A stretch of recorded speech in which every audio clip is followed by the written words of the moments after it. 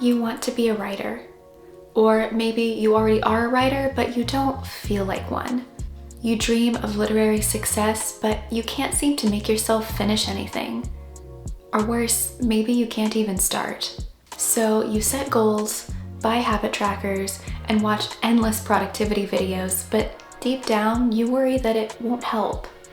After all, you've tried to do these things in the past, and for whatever reason, they just didn't work for you.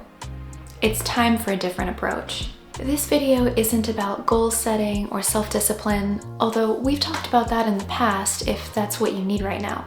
No, this video is about finding your vibe, your rhythm, your center, the best version of yourself. It's your glow up guide for 2026, the Lit Girl edition. You're a writer. You make up stories all the time, but have you ever thought about the stories you tell yourself? Stories like, I'm not good enough, and I never finish anything.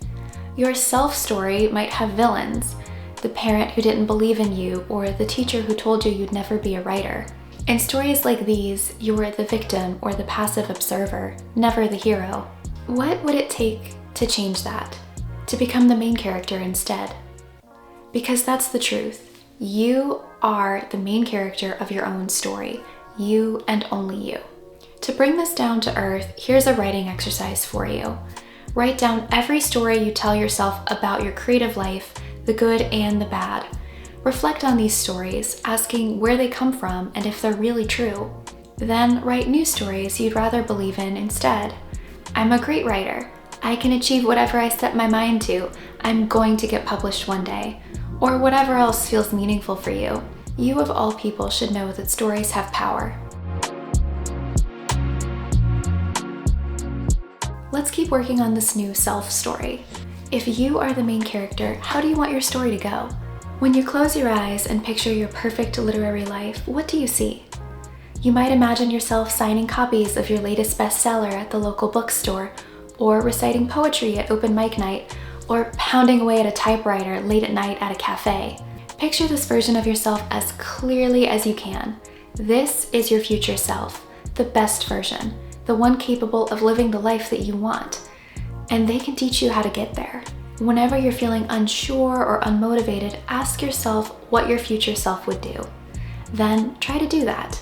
In the book Atomic Habits, James Clear says that habits are more likely to stick when they become part of your identity. So try to consciously identify with your future self. They are you, after all. Ask yourself what their typical day looks like.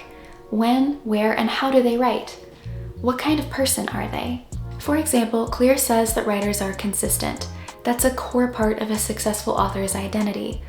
So instead of trying to build a habit around word counts or time or deadlines, try thinking of yourself as someone who is consistent, who writes every day even if it's just a little bit. As time goes by, you'll identify with the best version of yourself more and more. One day, you'll wake up and realize you've become that person, the writer you've always known you can be. Writing a novel takes a long time. You have to show up on the page again and again, hundreds or even thousands of times. No pressure, right? There are a couple of ways you can handle this.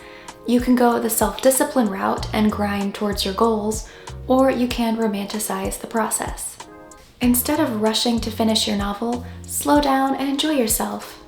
Search for inspiration, let yourself get all fired up and passionate about your story, savor the satisfaction that comes from writing a sentence you know is fantastic, and the contentment that comes at the end of a productive writing session.